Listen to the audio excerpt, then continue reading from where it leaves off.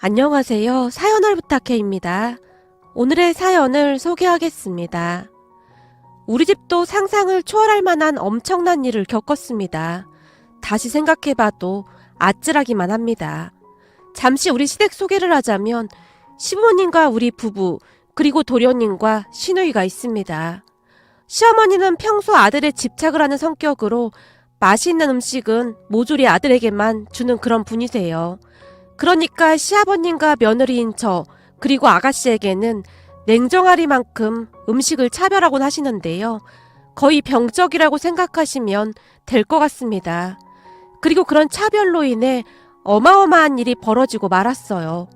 우선 시어머니는 상상을 초월했는데요. 요즘은 흰 쌀밥이 라면만큼이나 흔한 음식이잖아요. 그런데 그 흰 쌀밥마저 제게 주기를 아까워하곤 했습니다.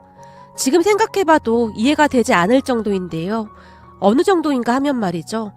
평소 저는 감자로 요리한 음식을 좋아하는 편입니다.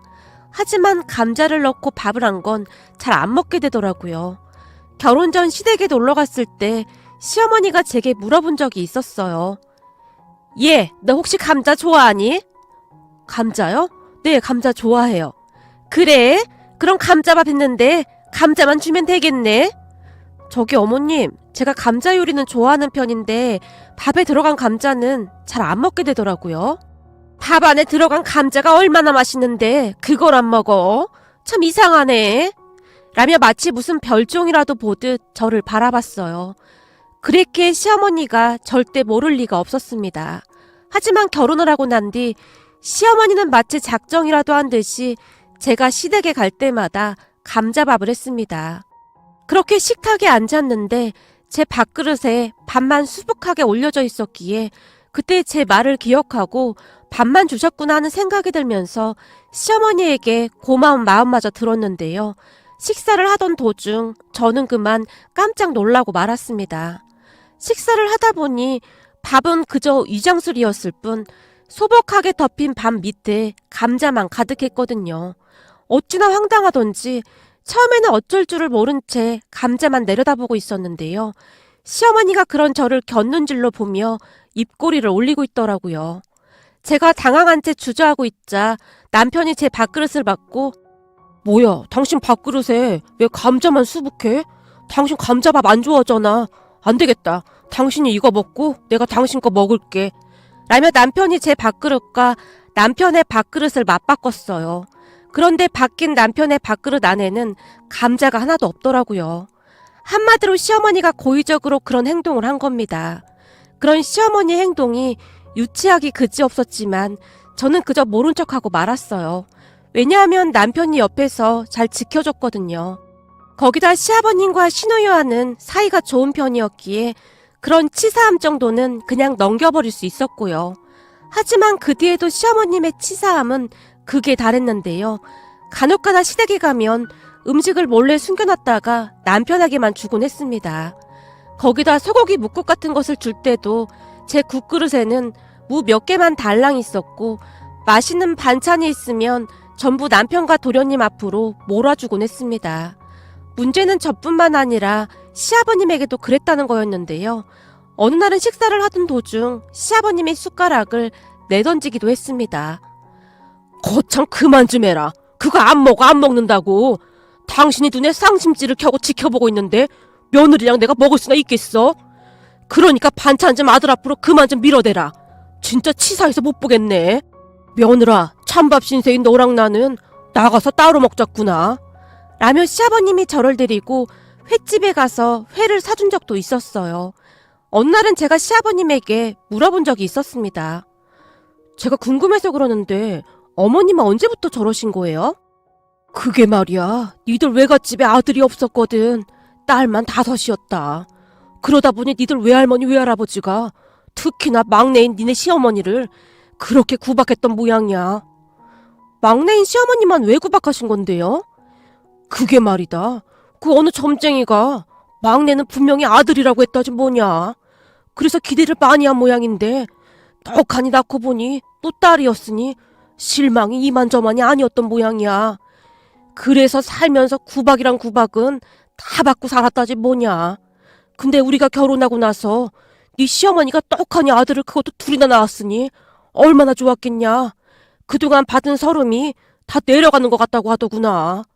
난 네 시어머니 사연을 다 알고 있었으니 딱해서 그냥 참고 있었던 거고 말이야. 시아버님의 이야기를 듣다 보니 저마저도 시어머니가 딱해 보일 정도였어요. 그랬기에 저도 시어머니의 행동을 그냥 모른 척하고 있었던 게 아니었나 싶네요. 그런데 그런 시어머니의 행동으로 인해 집안이 발칵 뒤집어질 줄 누가 상상이나 했겠습니까? 그 사건은 시아버님의 전화로부터 시작이 되었습니다. 예, 너 지금 집이니? 아니요, 저 아직 회사인데요. 왜요, 아버님? 저기 말이다. 기범이가 전화를 안 받아서 말이야. 그이가요? 제가 워낙 바빠서 오늘 연락 못 해봤는데. 근데 무슨 일인데요? 너 혹시 지금 집에 좀 가볼 수 있겠니? 급해서 그런다. 도대체 무슨 일인데요? 그게 말이야, 네 시어머니랑 시동생 지금 병원에 왔다. 둘이서 토하고 얼굴색도 이상해지고 지금 난리도 아니야. 그래서 내가 곰곰이 생각해보니 동시에 아프다는 건 같이 뭔가를 잘못 먹은 게 아닌가 싶어서 말이다. 근데 내가 들어보니 기범이도 같이 있었다고 하더구나. 길게 말할 시간 없다. 갈 수 있어 없어? 진짜요? 제가 지금 바로 집에 가볼게요. 알았다. 그럼 가서 보고 빨리 연락 좀 다오. 집에 도착해서 큰애가 좀 이상해 보이면 바로 병원에 데리고 와야 한다. 그렇게 시아버님과 통화를 한 뒤 택시를 잡아 타고는 급히 집으로 갔는데요. 집에 들어서다가 너무나 놀란 채 턱하고 숨이 막혀올 정도였어요. 남편이 거실에 대자로 뻗어 있었거든요. 여보, 왜 이래? 여보, 정신 좀 차려봐! 제 목소리에 남편이 뭐라고 하는 것 같았는데 알아들을 수가 없었어요. 결국 제가 떨리는 손으로 급히 구급차를 불렀습니다. 무서워서 손은 덜덜 떨리지, 눈물은 계속해서 나지, 눈물 때문에 아픔 뿌였지. 암튼 제정신이 아니었던 것 같습니다. 잠시 뒤 남편은 구급차에 실려서 병원으로 갔는데요. 시아버님이 말한 병원으로 가게 되었어요. 시댁과 우리 집이 가까웠기에 병원도 가까웠거든요. 그런데 이런저런 검사를 하던 병원에서는 딱히 이유를 모르겠다는 말만 했어요. 처음에는 장염인 것 같다고 하더니 몸에 난 두드러기를 보며 음식 알러지라며 갈팡질팡 할 뿐이었어요. 물론 시어머니와 시동생도 같은 증상이었고요. 그러다가는 의사가 청천벽력 같은 말을 꺼내기에 이르렀는데요. 저게 확실하진 않지만 백혈병하고 증상이 비슷한데 그건 아닌 것 같고 아무튼 큰 병원으로 가보셔야 할 것 같습니다. 라는 말을 하는 게 아니겠습니까? 그 말에 시아버님이 기를 의심한 채 다시 물었어요. 뭐요? 백혈병이요? 무슨 말도 안 되는 소리 하는 겁니까? 아니 무슨 백혈병이 셋이 동시에 걸린답니까? 그러게요. 저희도 지금 이게 무슨 상황인지는 모르겠지만 지금 증상이 다 비슷하다는 겁니다. 우선 큰 병원으로 옮겨서 정밀검사를 받아보셔야 할 것 같습니다. 그렇게 세 사람은 대학병원으로 가게 되었어요. 문제는 그때쯤 세 사람의 상태가 말이 아니었는데요. 시간이 가면 갈수록 상태가 더욱 심각해져 가고 있었거든요. 대화조차도 힘들어서 종이에 글을 써서 대화를 해야 할 정도였거든요. 의사 말이 식도까지 너덜너덜해졌다고 하는데 대체 무슨 일인지 알 수가 없더라고요. 암튼 대학병원으로 가는 내내 저도 울고 시아버님도 울고 난리도 그런 난리가 없었습니다. 아버님, 설마 백혈병은 아니겠죠? 아닐 거다. 무슨 백혈병이 셋이 똑같이 걸릴 수가 있겠냐. 우선은 대학병원에 가보면 뭐가 좀 나오겠지. 시아버님의 얼굴에서 절망감마저 느껴질 정도였습니다. 왜냐하면 그쯤에서 시어머니의 상태가 가장 심각했거든요. 남편과 시동생은 의식은 있었지만 시어머님은 점점 의식을 잃어가고 있었어요. 잠시 후 대학병원 응급실에서 이런저런 검사를 받았는데 혈관 쪽에 문제가 심각하다는 말을 했습니다. 결국 시어머니는 중환자실로 들어갔고 남편과 시동생은 무균실로 들어가서는 종이에 글을 써서 의사소통을 했는데요. 세 사람 모두가 혈관 쪽에 문제가 심각해서 확인을 해보던 차에 음식에 뭔가가 문제가 있음을 알게 되었고 같이 먹은 음식이 뭐가 있는지 따지다 보니 이상한 게 하나 있었는데요. 우리 남편은 시댁에서 음식을 먹은 게 없다고 했어요. 그날 남편이 볼 일이 있다며 하루 휴가를 냈는데 잠시 시댁에 들렀다고 했거든요. 한마디로 남편은 이미 다른 사람과 식사를 한 뒤 시댁에 갔었기에 시댁에서는 음식 먹은 게 없다는 말이었어요. 그러다가는 남편이 힘겹게 종이에 뭔가를 적었는데요. 그 종이에는 무슨 물을 마셨다는데 엄청 쓴 물이었다고 했습니다. 남편의 말에 시아버님이 시동생에게도 물었는데요. 시동생이 놀라서 뭔가를 적어서 보여줬고 거기에는 영지버섯을 끓인 물을 시어머니가 줬다고 했습니다. 그렇게 한참 나중에 알게 된 사실인데요. 지금 생각해봐도 참 기가 막히기만 하네요. 그의 벌초를 갔던 시어머니가 산수 근처에 있던 버섯 하나를 영지버섯으로 알고 따서 가져온 모양입니다. 그리고 그걸 말려서 우려냈고 말이죠. 평소 몸에 좋은 건 남편과 시동생에게만 줬던 시어머니가 역시나 그 버섯 우린물을 남편과 시동생에게만 먹였던 것이죠. 문제는 시어머니가 맛을 본다며 조금 마셨다는 거였는데요. 남편과 시동생은 한두 모금 마시다가는 너무나 써서 뱉어버렸고요. 그래서 확인해 본 결과 시어머니가 가지고 온 버섯은 영지버섯이 아니고 영지버섯을 가장한 붉은 사슴뿔 버섯이라고 합니다. 이 붉은 사슴뿔 버섯이 뭐냐고요? 그냥 독버섯이라고 했습니다. 한마디로 아들들에게 몸에 좋은 영지버섯 달인물을 먹이려다가 그 사단이 난 겁니다.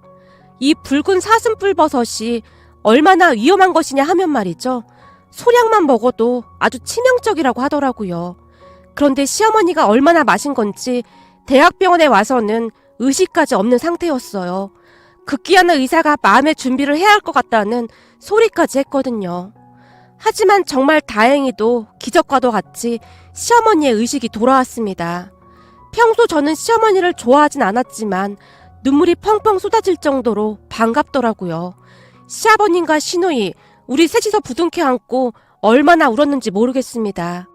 그 뒤 세 사람은 집중 치료를 받으며 하루가 다르게 좋아져갔고 얼마 뒤 퇴원도 했어요. 마지막까지 병원에서 치료를 받았던 시어머니까지 퇴원을 하게 되었고 붉은 사슴뿔 버섯 소동은 그렇게 마무리가 되었습니다. 시어머니까지 퇴원을 하던 날 가족들이 모두 모여서 이런저런 이야기를 나눴는데요. 심하게 아프고 난 뒤 시어머니의 눈빛이 많이 흐려져 있었어요. 아무래도 많이 놀라서 그랬지 않았을까 하는 생각마저 들었답니다. 생각해보세요.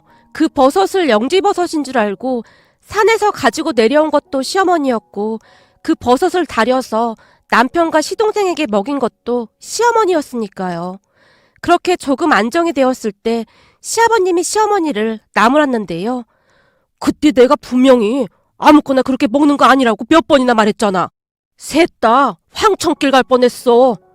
내가 그렇게 뜯어 말렸는데도 그 여 말을 안 듣더니 이게 웬 날벼락이야 그래. 난 진짜 영지버섯인 줄 알았지. 내가 옛날에 시골 산에서 아직 가시 피지 않은 영지버섯을 많이 봤었는데 그거랑 아주 똑같이 생겼더라니까. 아니 근데 무슨 버섯이 그렇게 독할 수가 있어. 그리고 당신 말이야. 그 음식으로 차별하는 그 버릇 좀 고쳐. 내가 보기엔 당신이 너무 그러니까 벌 받은 것 같아. 시아버님이 혀를 차며 시어머니를 바라봤는데요. 여전히 초점 없는 눈으로 눈만 깜빡이던 시어머니가 충격적인 이야기를 시작했어요. 그렇잖아도 이제부터는 절대 안 그러려고. 아이고 당신 입에서 바로 그 얘기 나오는 거 보니 진짜 정신 차렸구만. 그래 앞으로는 제발 음식 좀 가지고 치사하게 그러지 좀 마. 그동안 말을 안 해서 그렇지 우리 며느리도 얼마나 서운했겠어. 저기 그게 아니라 나 사실 의식 없이 며칠 누워있었잖아. 그때 이상한 경험을 했어. 이상한 경험이라니? 그건 또 무슨 말이야? 시어머니의 눈은 여전히 초점이 없어 보였는데요. 그때 일은 생생히 기억이 나는지 우리에게 하나도 빠짐없이 이야기를 해줬어요. 시어머니의 말에 의하면 의식이 없이 누워있는 동안 이승인지 저승인지는 잘 모르겠지만 돌아가신 시할머님을 만났다고 하네요. 그게 이승인지 저승인지 확실하진 않은데 나 어머님을 만났어. 어머님? 우리 어머니 말하는 거야? 그래, 당신 엄마. 그러니까 시어머니. 그게 사실이야? 그렇다니까. 근데 어머님이 엄청 화를 내시면서 나한테 소리치더라고. 뭐라고 소리를 쳤는데? 저기 그게 말이야. 한 번만 더 먹을 거 가지고 그러면 내 손 붙잡고 저승으로 직접 데려가겠다고 했어. 한 번만 더 그러면 문 앞에서 기다리고 있다가 바로 데리고 가버리겠대. 마지막 기회라고 하면서 두고 보겠다고 했단 말이야. 돌아가면 잘 살라고 하면서 말이야. 시어머니가 현관문을 바라보다가는 흠칫 놀라는 듯 했어요. 당신 꿈 꿨구만. 뭘 그렇게 걱정을 해. 꿈 아니라니까. 얼마나 생생했는지 몰라. 내가 그동안 당신한테 너무 미안했어. 시어머님이 시아버님에게 몇 번이나 사과를 했는지 모르겠습니다. 그 뒤로 시어머님은 시아버님 음식에 엄청 신경을 쓰곤 했는데요. 밥그릇에 밥을 담을 때도 어찌나 정성스레 담던지 우리는 그 모습이 그저 신기하기만 했습니다. 하지만 시아버님이 굉장히 불편해했는데요. 저기 말이야, 그냥 평소대로 하면 안 될까? 당신이 너무 그러니까 몸이 근질근질한 게 좀 요상하다 그 말이야. 그러니까 그냥 평소대로 해. 안 돼. 절대 안 돼. 참, 그리고 당신 말이야. 혹시 꿈에서 어머님 만나면 내가 엄청 잘해주고 있다고 꼭 말해야 해. 어머님이 당신 꿈에 찾아가서 물어본다고 했단 말이야. 뭔 말도 안 되는 소리를 하고 있어. 아무래도 당신이 충격을 너무 많이 받은 것 같은데 이번엔 정신과에 가봐야 하는 거 아니야? 아니라니까. 진짜 왜 이래. 나 지금 심각하단 말이야. 시어머님이 버럭하며 시아버님을 노려봤습니다. 그렇게 시어머님의 음식 차별이 없어지게 되었는데요. 어느 날 시댁에 가서 식사를 하는데 제 국그릇에 담겨져 있던 소고기 묵국에 소고기가 가득 담겨져 있는 게 아니겠습니까? 놀란 제가 시어머님을 보며 외쳤어요. 어머님, 제 국그릇에 고기가 너무 많은데요? 국그릇 바뀐 거 아니에요? 넌 사람 민망하게 왜 그러니? 먹고 더 먹어. 내가 많이 끓여놨다. 그런 시어머님을 보며 아가씨가 한마디를 했어요. 언니, 엄마가 주는 건 많이 먹고 배 두드리면서 아유, 맛있는 고기 배부르게 잘 먹었네 라고 한 번만 해주세요. 엄마 저승으로 끌려가면 어떡해요? 아가씨 좀. 제가 아가씨에게 눈치를 줬지만 시어머님은 그저 심각할 뿐이었는데요. 혹시나 네 꿈에도 할머니가 나오면 너도 말 좀 잘해주렴. 내가 요즘 정신 차리고 잘 살고 있다고 말이야. 시어머님이 진지한 표정으로 말을 했어요. 아마도 시어머님은 꿈속에서 나온 시할머님으로 인해 엄청난 스트레스를 받고 있는 듯 했습니다. 꿈이 생생해도 너무나 생생했다고 했으니까요. 아니죠. 꿈이 아니라 실제로 만났다고 믿고 있는 듯 했습니다. 그러던 어느 날 시어머님이 주말에 가족들을 모두 불렀는데요. 내가 생각해보니 니들 할머니 산소에 좀 다녀와야겠다. 갑자기 할머니 산소에 간다고? 1시간 30분이면 가는 거리인데 자주 못 갔잖니? 라며 시어머님이 우리 모두를 데리고 시할머님 산소로 향했어요. 그곳에 도착한 시어머님이 음식을 차리기 시작했습니다. 시아버님 말로는 밤새도록 음식을 만들었다고 하더라고요.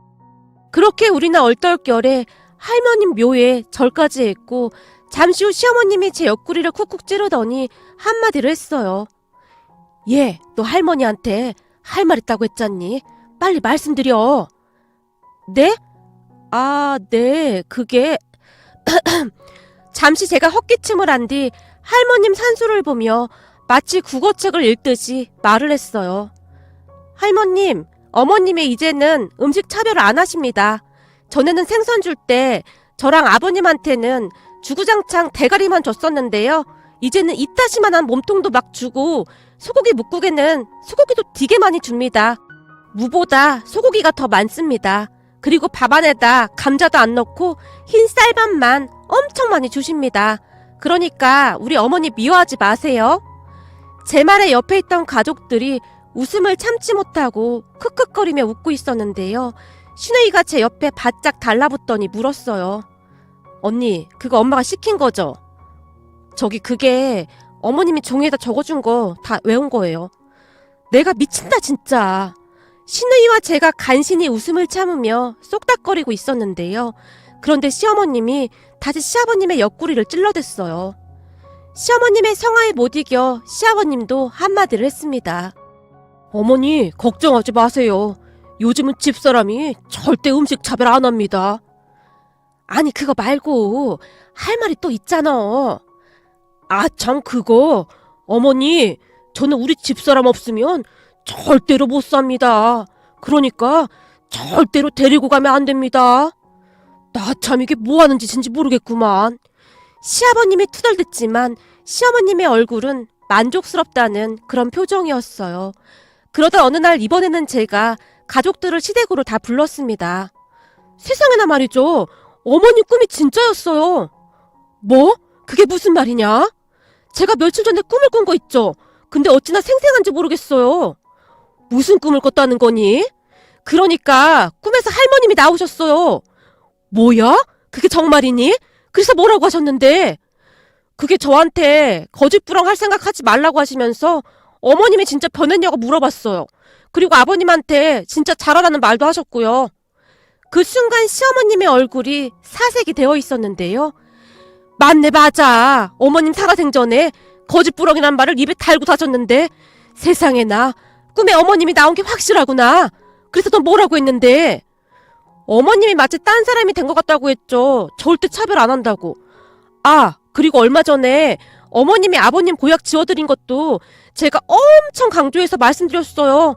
그랬더니 할머님 얼굴에 웃음이 가득하시더라고요. 그게 정말이니? 고맙구나. 진짜 고마워. 라며 시어머님이 제 손까지 덥석 잡았습니다. 그제서야 안심이 된다는 듯이 오랜만에 시어머님의 얼굴이 활짝 펴져 있었어요. 그리고 잠시 후 시아버님이 저만 따로 베란다로 불러서는 돈 봉투를 내밀었는데요. 자, 이거 받아라. 아버님, 이런 거 안 주셔도 돼요. 제가 한 게 뭐가 있다고 이런 걸 주세요. 아니지. 아까 네 시어머니 표정 못 봤니? 이제서야 마음을 좀 놓는 것 같더구나. 말도 마라. 매일 밤 악몽을 꾸는지 잠도 제대로 못 자더구나. 그래도 아무 의심 없이 제 말을 믿어주셔서 다행이에요. 실수할까봐 저 식은땀까지 났거든요. 네 시어머니 입장에서야 지푸라기라도 잡고 싶은 심정 아니겠냐. 그래도 네가 있어서 얼마나 든든한지 모르겠구나. 그동안 네 시어머니가 너한테 한 거 생각하면 정이 떨어질 만도 했을 텐데 고맙구나.